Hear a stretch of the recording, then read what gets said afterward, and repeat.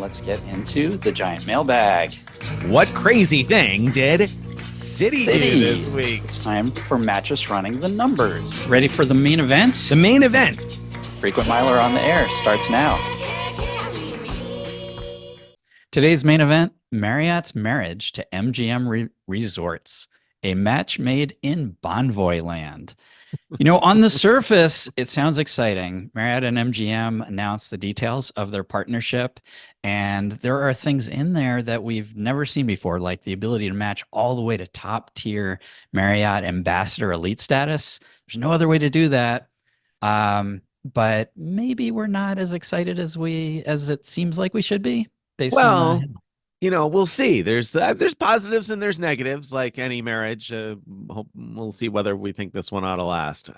We'll see how that goes. But we'll talk more about it. And if you want to jump ahead to it, remember that we always have the timestamps in the show notes. So all you have to do is expand the description box, and you can hop ahead to a segment. Or if you want to return back to the show and listen to something again to find out how we really feel about the Marriott MGM marriage, well, you can do that because we have that stuff in the timestamps. Also, wherever you're watching or listening, don't forget to like this show, leave a comment, give us some feedback there. All of those things help the algorithm. They help other people find the show. Subscribe, enable notifications. That way you don't miss when we drop a new episode, especially because there may be new episodes coming. We'll see. So you want to make sure you're subscribed and you have your notifications enabled. But for now, let's drag out this week's giant mailbag. Yeah. Today's giant mail comes from Nabil, who listened to last week's show about airline status matching, how to get elite status the quick way by status matching from other airlines. And Nabil says that from that show, Nabil learned about the Turkish Airlines status match and says, I have several flights on Turkish actually booked for this spring and summer, including one less than 4 months away. So thought Turkish status would be useful if I could attain it. I don't typically chase airline status, but I do have the 4-month promotional Platinum Pro status on American Airlines through Hyatt Globalist that expires in a few weeks.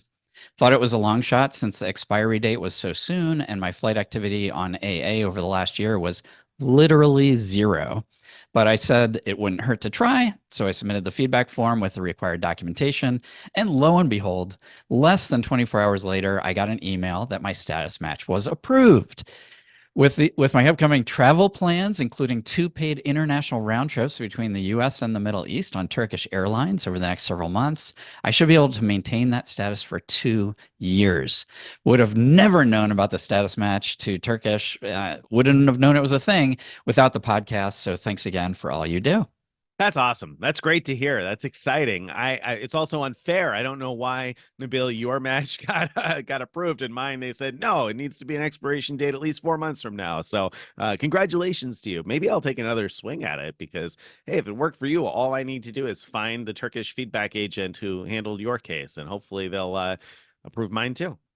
Yeah, you always say, Nick, that if you don't swing, you Right. don't have a chance of getting a hit. Yeah. And it's so true with these things, and it goes for other details too. Like, so for example, I've applied for status matches in the past where they've said you have to submit, written proof of your activity with the other airline that shows how you got the elite status level that you did, and so I would submit like stuff like award flight activity that didn't actually count, but it was details that, and I would get approved. And so you just never know. You never know how they're going to do it. So it's worth a chance, especially when it's a free status match, as most of the ones we talked about last week were. Yeah, and now Nabil's looking at probably 2 years of Star Alliance Gold status. So that's access to United Club lounges when flying domestically on United because the status is with a foreign partner.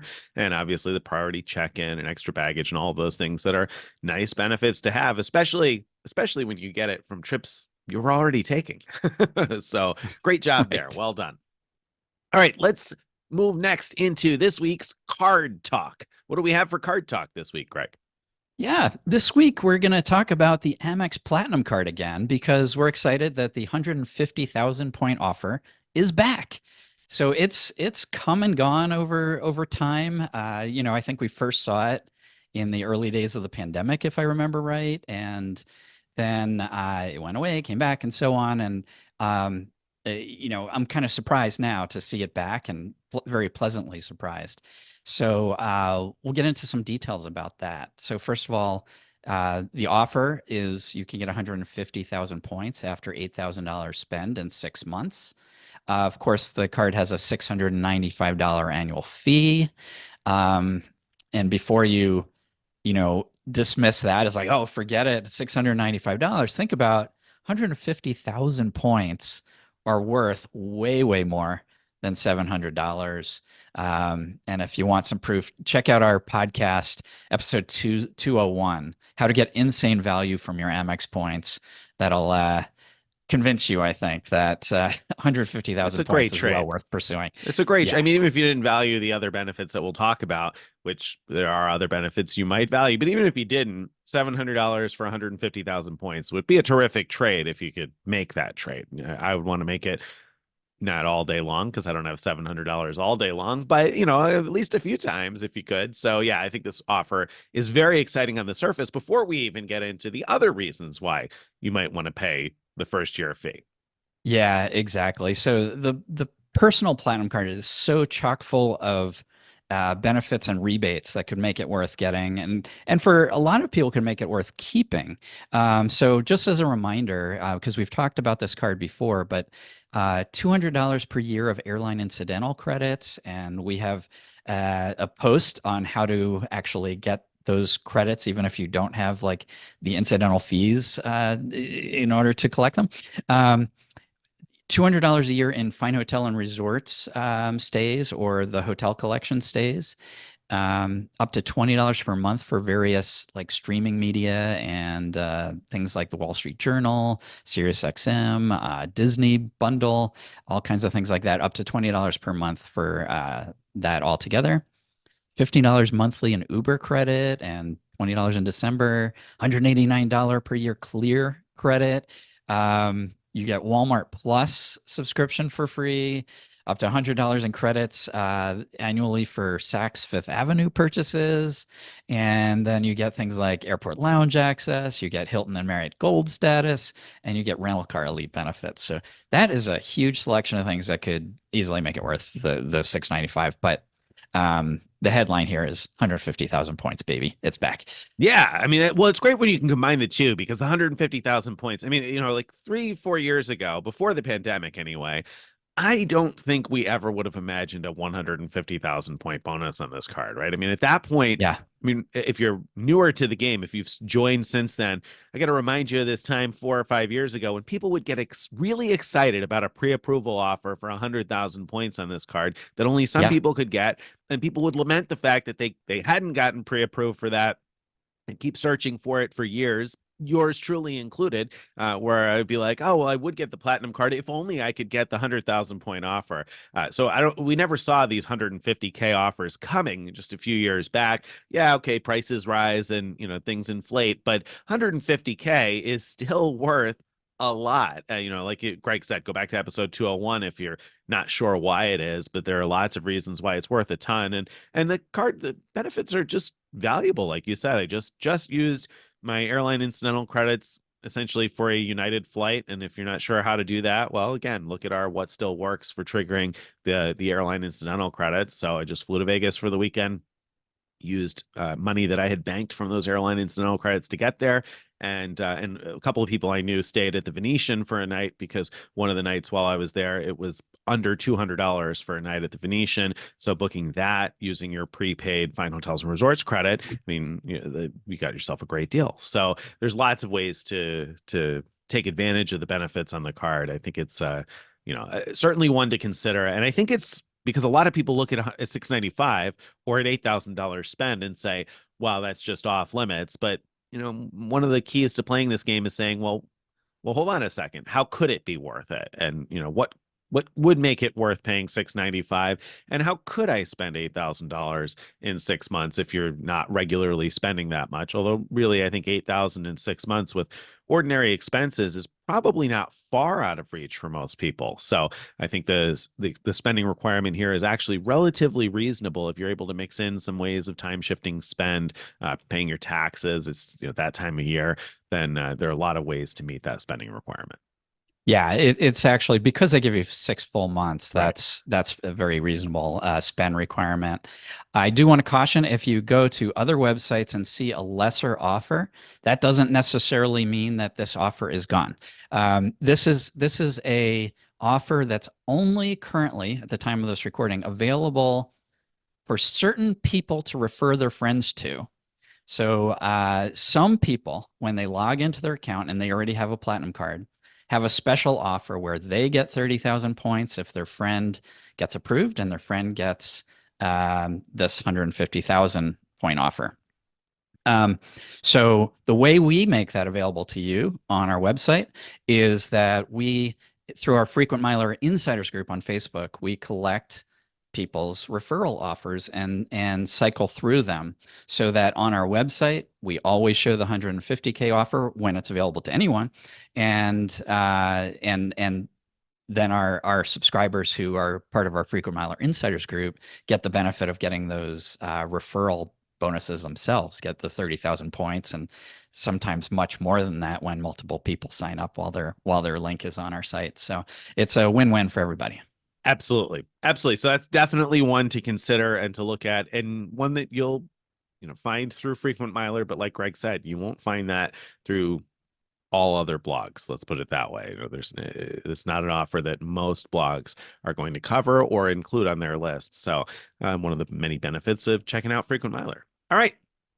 So that's Card Talk Platinum 150K offer. Great offer, worth considering if you're eligible. And by the way, if you've heard us talk recently about Amex family rules, it's probably worth a quick mention here that these days, if you've had a different flavor of the Platinum card, I think you're not eligible, right? So if you've had the Schwab Platinum before, or the Morgan Stanley now, I believe, then you're not eligible for that vanilla platinum, so to speak. However, if you've had other cards like the Amex Gold card, that will not prevent you from getting the welcome bonus on the platinum card.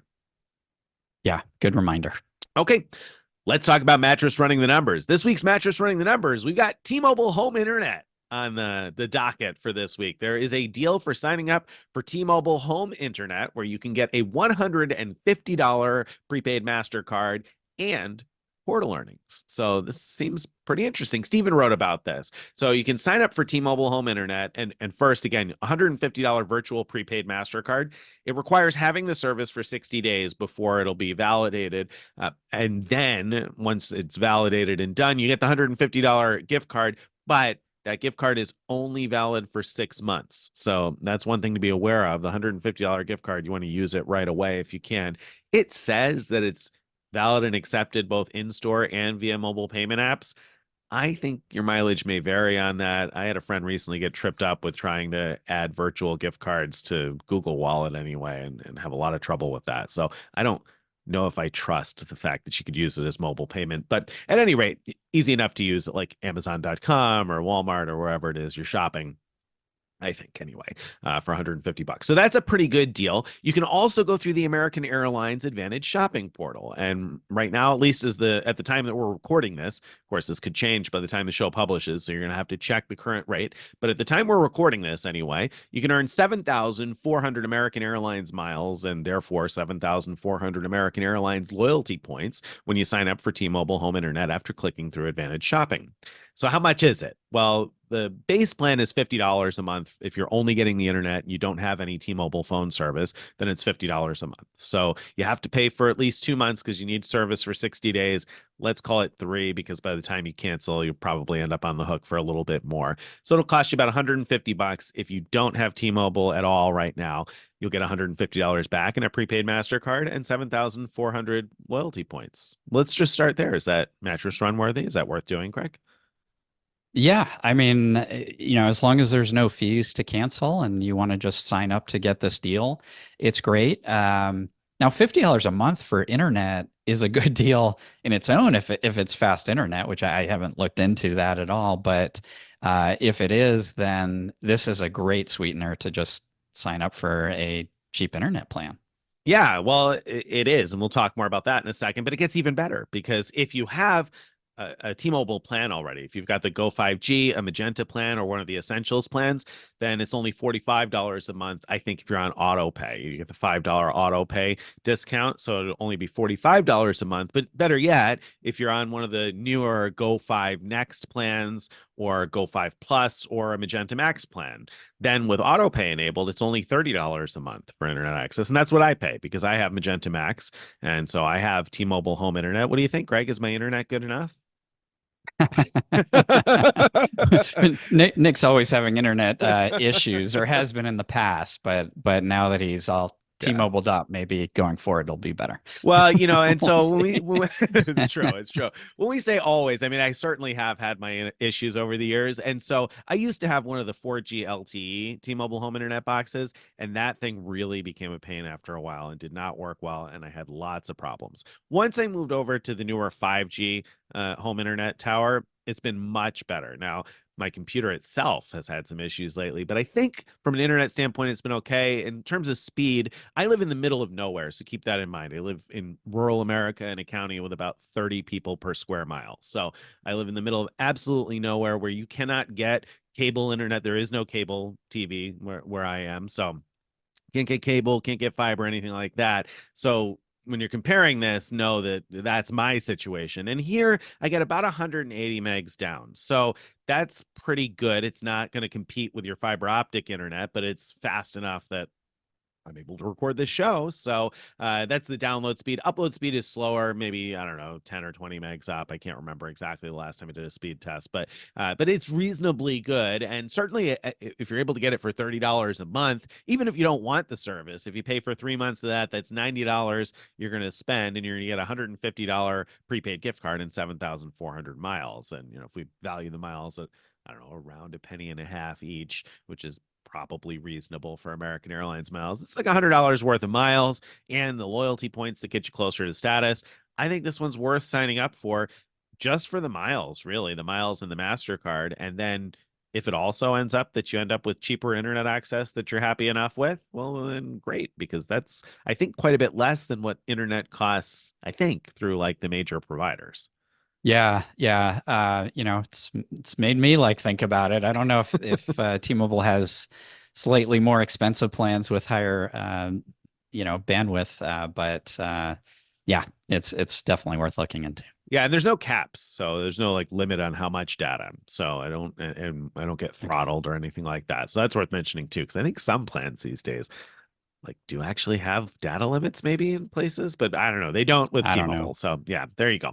There you have it. Not the fastest ever, but plenty fast for me. I'm able to stream movies and do all of the Yeah, modern, yeah. internet stuff. So I think worth checking that one out. All right, that's Mattress running the numbers. We're skipping over crazy thing. And this week we're going to talk about award talk. So for award talk, first up, we got JetBlue and Spirit. What's going on with JetBlue and Spirit, Greg? Yeah, well, the Department of Justice had tried to block the marriage between these two. So JetBlue, you know, bought Spirit in a way, but the government said not so fast, took them to court, and the judge says, nope. You're not going to get to do this. So unless they appeal in some way and come back with some other plan that will go through, it looks like this whole thing is dead. Which I'll tell you, it makes me sad, and the reason it makes me sad is because Spirit has a really good network out of Detroit, where I fly from. Um, and while I don't hate Spirit, it's just not my preferred airline to fly. I was a bit excited about the idea of JetBlue having a great network out of Detroit, and that's not going to happen. So, alas. Wah, wah, wah, wah. Let me ask you this, Yeah. Greg. Does this make you more or less confident about the predictions regarding the Alaska and Hawaiian merger? Does this affect, I know you thought that that merger was probably going to go through unchallenged, or at least it was going to go through successfully, right? So Yeah. does this make you feel differently about that prediction? Um, Not really, because my prediction had more to do with what the government was going to do, whether or not they would try to block it, and they'd already put in the motions to block this JetBlue Spirit one. So I guess you could argue that coming off that success, they might feel more uh, ready to challenge other ones. But yeah, I don't know. We'll see. We'll see. But I'm still cautiously optimistic that the Alaska purchase of Hawaiian will go through. It's a very different situation. It is a different situation. I know one of the things I read was that a big difference is that the Alaska Hawaiian deal, I don't think really involves so many slot restricted airports or things where, or at least not as heavily restricted anyway. It's not exactly the same as Spirit and JetBlue combining and JetBlue suddenly getting way more slots at airports that are very busy. So I could see where perhaps it is, like you said, very different. So unfortunate for people who have JetBlue elite status and we're hoping for that marriage to come through, or for the person who wrote in and asked, hey, should I get the Spirit Airlines MasterCard now in the hopes that maybe those points will turn into JetBlue True Blue points someday? And hopefully you didn't go do it already. Question answered. Question Don't do answered there. Yeah. it. No, that back door is closed. All right, but that's not it for award talk this week. Chase has some award talk for us as well, right? Yeah, Chase opened up a new Sapphire lounge at LaGuardia Airport, and it looks spectacular. Looks really great. To get in, you just need a Priority Pass card, and that will get you in once a year with any Priority Pass card, but without guests, or you can pay extra for guests. But if you have the Sapphire Reserve or the Ritz card, and you have the Priority Pass that comes with either of those cards, then you can get in as many times as you want and actually bring up to two guests. So that's pretty cool. That I don't know. To me, as someone who's a Ritz card holder, I've always been talking up how great that version of Priority Pass is, and now here's like one little extra place where it has extra power. Yeah, that's great. And these Sapphire lounges have been very well reviewed in each of the airports where they've opened so far. People seem to really like them. So I haven't actually been to one myself yet, but everything I've read and the pictures I've seen make them look very nice. So I'm interested in checking this out. And certainly, if and when they open one at JFK, I'll be even happier because I'm more likely to fly out of JFK than LaGuardia. But hey, it's good news for people flying out of LaGuardia. You've got a Centurion lounge now. You've got a Sapphire lounge. Capital One, where are you at? Where's the Capital One lounge in at LaGuardia, I guess. But of course, I'm not really hoping for that Capital One because I don't usually fly out of LaGuardia. But if you do, good news for you. All right. I think that brings us to this week's main event. Main event time. Marriott's marriage to MGM Resorts, a match made in Bonvoyland. All right, Nick, can you give us a brief overview of what's going on? What happened here? Yeah, so of course, MGM used to partner with Hyatt, but they dropped that partnership in October of 2023 in favor of a partnership with Marriott. And we finally found out how that partnership is playing out. So Marriott members will now earn points and select elite benefits when they book MGM properties through Marriott. There are and I should say at participating MGM collection with Marriott Bonvoy properties, which is their long way of saying at the places that they want you to have those things to earn points and benefits, which is most of the MGM properties around the United States. There are 11 participating properties in Las Vegas, one in Atlantic City, one in Biloxi, Mississippi, one in Detroit, one outside of Washington, D.C., the MGM, National Harbor there in Maryland, and then the MGM in Springfield, Massachusetts. So there are quite a few different places where you'll be able to earn points and elite benefits when you book through Marriott. That's nice. We mentioned 16, and I said most MGM properties are participating. There are a couple in Las Vegas that are not. Nomad, which is like the hotel within a hotel concept at Park MGM, and Delano, which is the hotel within a hotel concept at Mandalay Bay. Those two, strangely, oddly, are not part of this. So if you're looking to book one of those, then keep in mind that you will not earn Marriott points or get elite benefits at those places. But speaking of benefits, there are a number of exciting new benefits, right, Craig?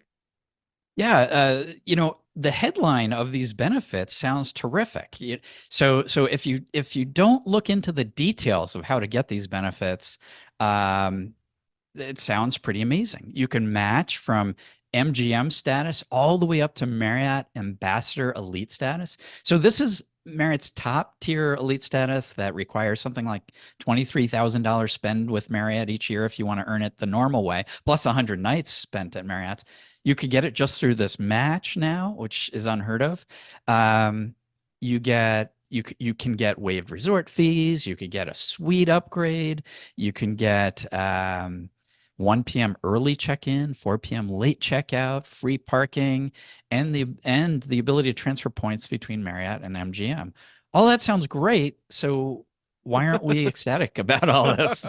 Did you catch a little bit of facetiousness in our tone so far in talking about this great partnership? If you did, and then you got it, because unfortunately, it's not all good news. It sounds good on the surface, but it's actually not really good at all. So let's work our way through all of the bad news. So points do transfer between Marriott and MGM, or will soon anyway, between Marriott and MGM Rewards, which might sound good, except that points transfer at a poor ratio of 10-8. So if you have 10,000 Marriott points and you transfer those to MGM, you'll end up with 8,000 MGM points. But then if you transfer back to Marriott, you might think that it becomes 10,000 again, but it doesn't. It also transfers 10-8. So you're going to lose 20% of your points again. So if you transfer back to Marriott, you're going to end up with 6,400 Marriott points. It's like currency exchange, folks. It's like doing currency exchange at the airport. You'll quickly get to 0 points this way. So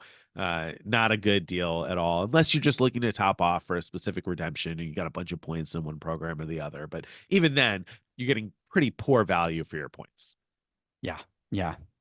But that was not one of the exciting things. So the other stuff, like the ability to match to Ambassador Elite, tell us about that. I mean, isn't that exciting? And that would be awesome if you could get Ambassador Elite status without gambling the amount that it would normally be you'd normally be required to spend in order to get Ambassador Elite status, because that match is only available to MGM Noir members, and that is an invite only status. So there's not even like a tier credit qualification criteria for that is something above the highest level that you can earn that with a published requirement. So essentially this is for like the whales, the big time gamblers, the heavy hitters, the high rollers, whatever you want to call them, the people who gamble enough that MGM is like, oh yeah, come on out, we'll pay for your airfare, we'll get you a limo from the airport, we'll give you the big suite. If you're in that boat, you probably could already spend $23,000 a year at Marriott and get yourself ambassador status. At least I think that's probably true. Maybe some people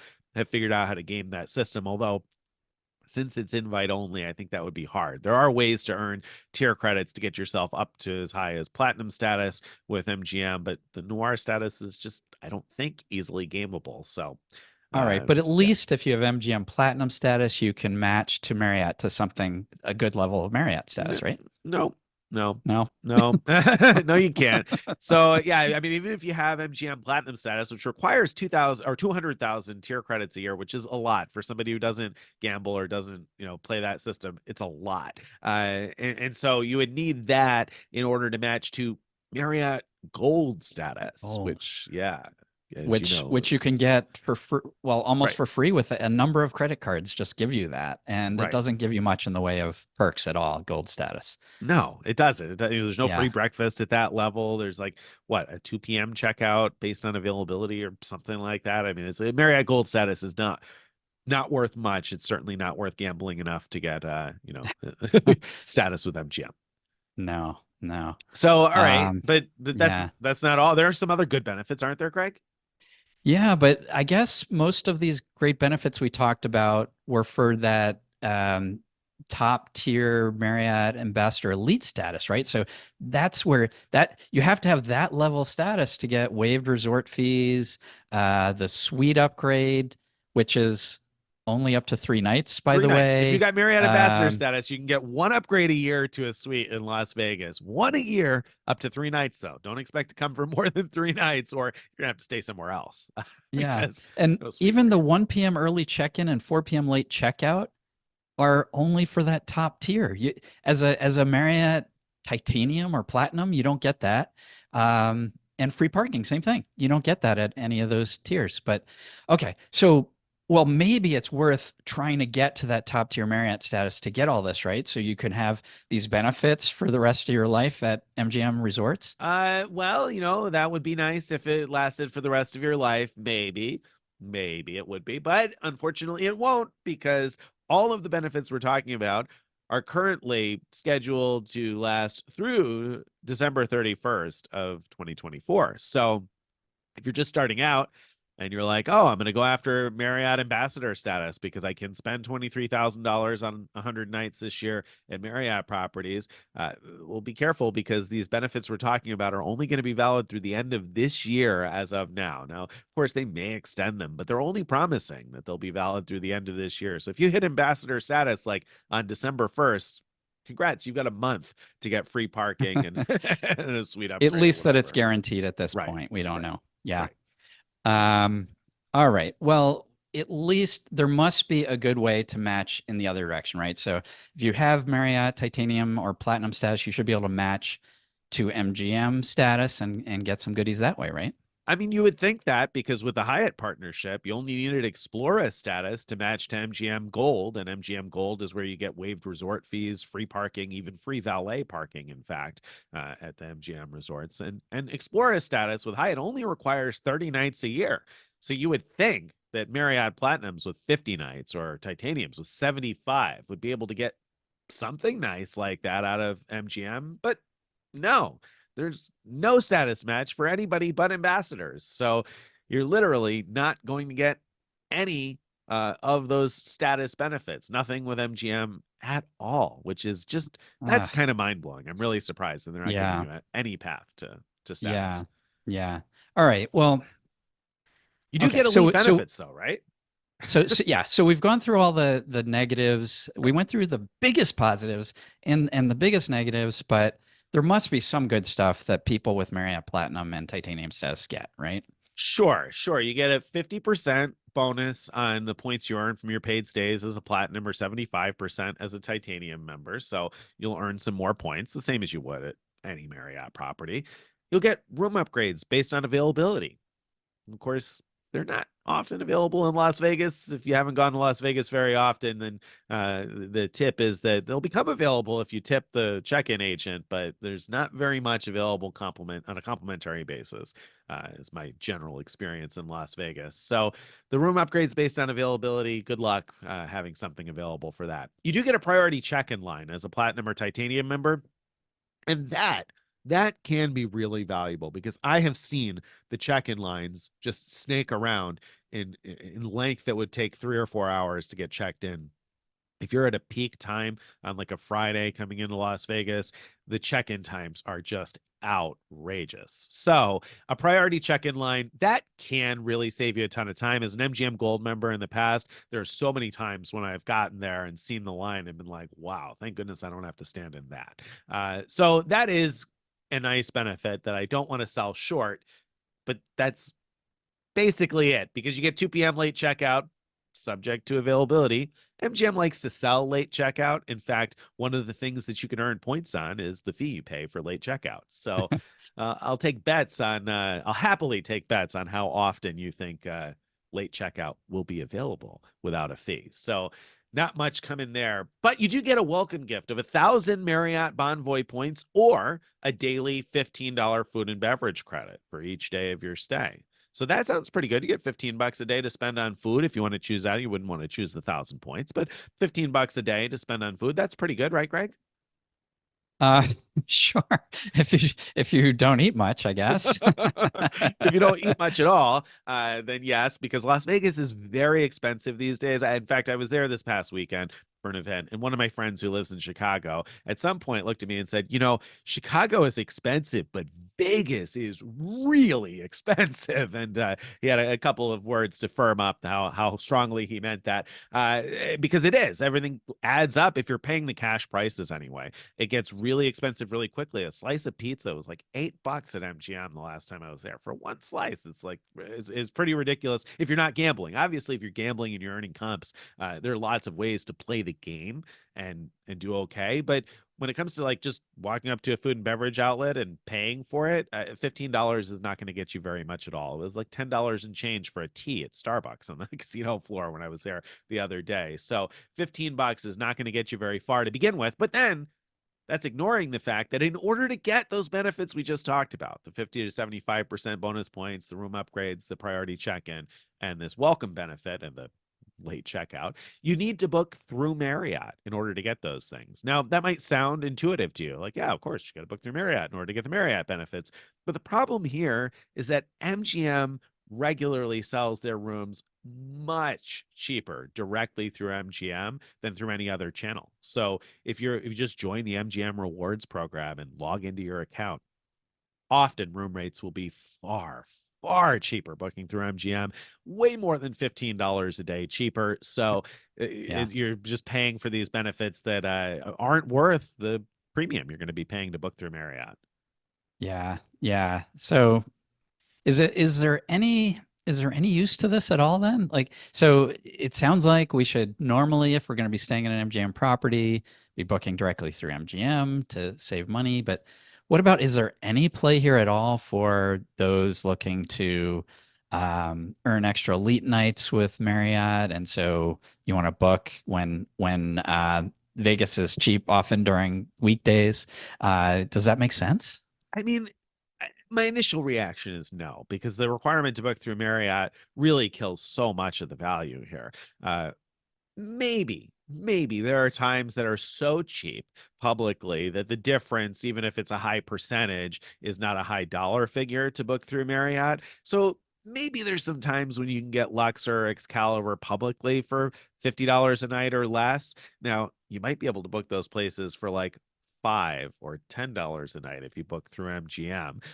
So is it worth paying $50 a night to book through Marriott? Not in my opinion, but I guess maybe if you're a few nights short of elite status and that's the cheapest way to get there, like you can't get cheaper nights somewhere else, then maybe that'll be worth it to you in the sense that you need those elite nights and it's cheaper than other methods of picking up elite nights, I guess. Yeah, But yeah. not But really. don't forget you're also paying the resort fee. Right. So Yeah. you're not just paying the $50 a night. You're paying, well, taxes Right. on that plus the resort fee. So Plus it's going to add taxes on up. the resort fee. Yeah, and it is going to add up. Hmm. Plus parking if you rented a car, and so yeah, I mean Hmm. it will get silly very quickly here, and it's disappointing to me because I had kind of developed a loyalty to MGM over the years. I stayed almost exclusively at MGM properties for like more than a decade at this point because of the partnership with Hyatt. That's what made me loyal to MGM, and I got used to it. And there are places that I'm used to visiting when I go to Las Vegas, and I just can't see staying at an MGM going forward. It's just going to be too expensive to either book through Marriott or not get free parking and all of those things, especially when you can get Caesars status by having the Wyndham Earner business card that gives you Wyndham Diamond status. You can match over to Caesars Diamond, and that'll get you free valet parking at Caesars properties, and it'll get you no resort fee at Caesars properties, and oftentimes cheaper rates when you're booking through Caesars. So that $95 credit card from Wyndham gets you, at far better benefits at and maybe not quite an equal number of Las Vegas properties, but pretty close and certainly equally located for the most part. So I can't see staying at MGM again moving forward. And I'm a little sad about that. I'll miss some of it, but there's just no way that I could see a good reason to stick with MGM in the future. All right, there you go. Next time you're in Vegas, if you're hoping to run into Nick, make sure to check into a Caesars property going forward. Or Resorts World. I mean, I wrote about Resorts World this week, and that's a Hilton property now, or at least the hotels are Hilton managed. So there's a Conrad and a Hilton and a Crockford's, which is an LXR collection. And really, I love Resorts World. I'm a big fan. I wrote about it this week. So I would probably still consider using like Hilton free night certificates on a weekend when it's expensive to stay at Conrad or Crockford's if I could, because I like Resorts World. But if not for that, then yeah, Caesars is where I would be next because it's just it doesn't make any sense to go with MGM Yep, to me. yep. All right. All right, there you So go. there you have it. Unfortunately, sadly, this is a marriage made in Bonvoyland that I wish wouldn't last, but I think they signed the agreement for something like 10 years. So I think this is going nowhere. And they're both mentioned in the beginning that they were hoping to renew. So I think this is not going anywhere for a long time, unfortunately. But Yeah. That brings us to this week's question of the week. And this week's question of the week comes in from a guy named Nick.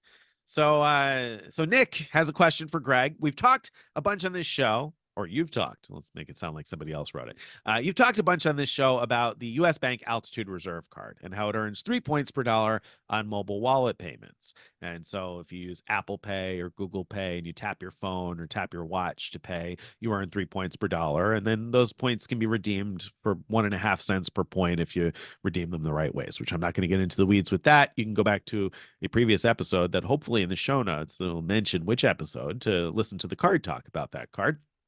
Anyway, so we know that's true. What about when you check out online? If you check out online and you use the Apple Pay option, let's say you're on a website for some store or something, and if you check out using the checkout with Google Wallet or checkout with Apple Pay option, will you still earn the 3 points per dollar, Greg? I don't know. And I'm saying that because specifically, I've heard different things from different people, and I haven't personally done anything in the way of like trying to investigate that because I remember I used to think it was only in person until some people have said that they do it yeah, online. So what do you know about this, Nick? Well, as I've drilled into it, what I have found is that people that use Apple Pay seem to universally report that if they check out with Apple Pay on a website, it earns the 3 points per dollar. I don't think I've seen yet a failure report of that using the Apple Pay checkout option on a merchant website. They still earn the mobile bonus. So if you have that option to pay for something online with Apple Wallet, then by all means do that with your Altitude Reserve card because that's a great return on spend. However, almost universally at this point in my own experiments over the last couple of months using Google Wallet checkout on websites, it almost universally only codes as 1 point per dollar. I've tried a variety of different websites and different types of purchases, and if I've gotten 3 points per dollar one time, maybe I did, but And almost have you been always. doing this on your phone, on websites on your phone, or on the desktop? Because that might be different. Yeah, that's a great question. I've done it on both, and I've only gotten 1 point per Okay. dollar because that is a good question as to what the differentiation would be there.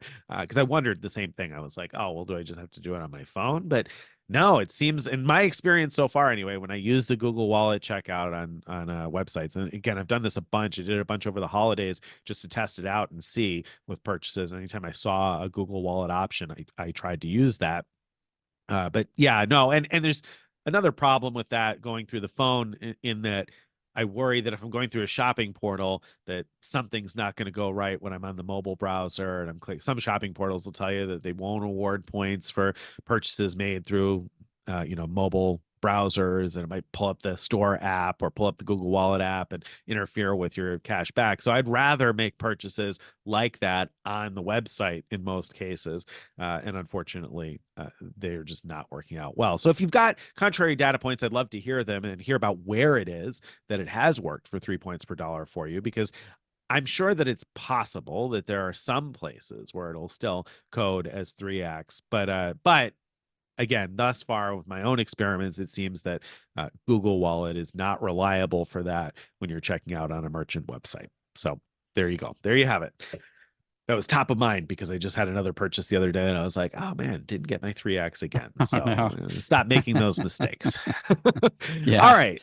That, my friends, brings us to the end of this week's episode. If you've enjoyed what we've been talking about and you'd like to get more of this stuff in your email inbox each day or each week, you want to go to frequentmiler.com/subscribe. Again, that's frequentmiler.com/subscribe to join our email list. You can follow us on all the various social media. Join our Frequent Miler Insiders Facebook group. Greg mentioned that earlier in this episode because we have a thread there, a specific referral thread for the Amex Platinum 150K offer. Now, do check the rules when you join. We don't want people just willy-nilly posting referral links all over the place. You have to find the right thread if you have a referral link for that specific offer to share. We don't generally allow referrals to be shared, but you can join our Frequent Miler Insiders group to have the option for benefits like that. You can, again, follow us on all the various social media. And if you have a question or you have a piece of feedback that you'd like to be considered for a future Giant Mailbag or question of the week, you can send that too.